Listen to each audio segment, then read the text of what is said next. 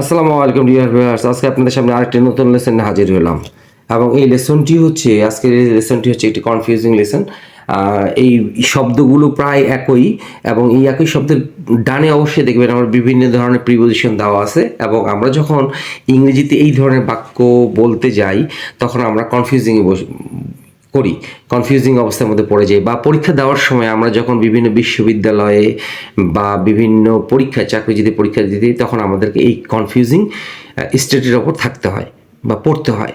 তখন কিভাবে এই জিনিসগুলো আমরা সমাধান করব তারই উপর আজকে লেসনটি।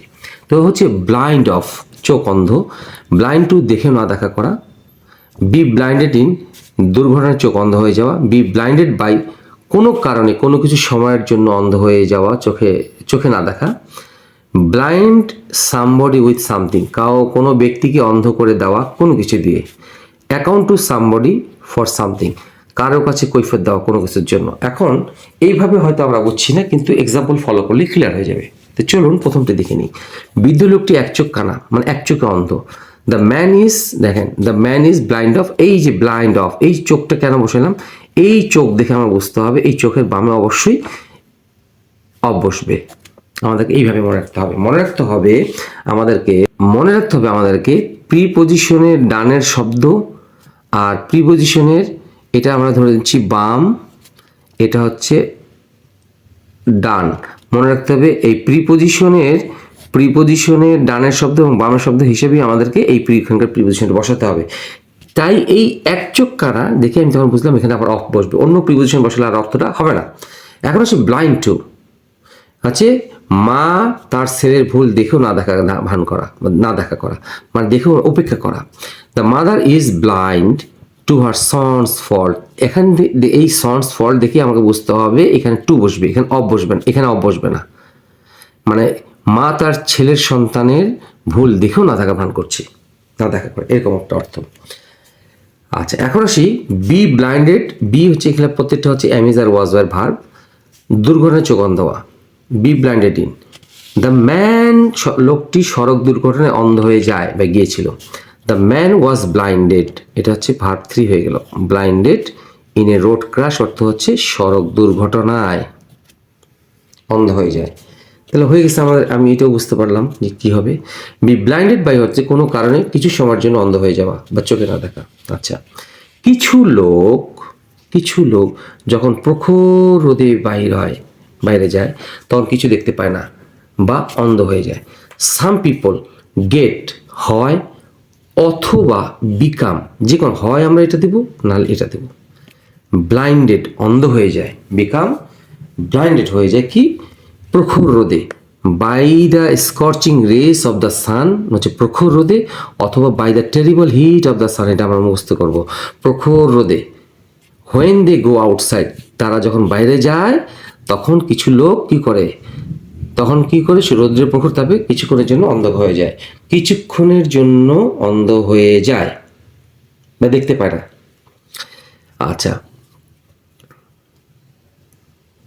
এখন আসি আমরা 5 নম্বর একই এক্সাম্পল। কেঁদে কেঁদে তার চোখ অন্ধ হয়ে গেছে। Her eyes were blinded, verb 3, blinded অন্ধ হয়ে গেছে কি? বাই টিয়ার্স, কেঁদে কেঁদে, কাঁদতে কাঁদতে তার চোখ অন্ধ হয়ে গেছে। এখন আসি ব্লাইন্ড সামবডি উইথ সামথিং, কিছু দিয়ে কাউকে চোখ অন্ধ করে দেওয়া। ছিনতাই করার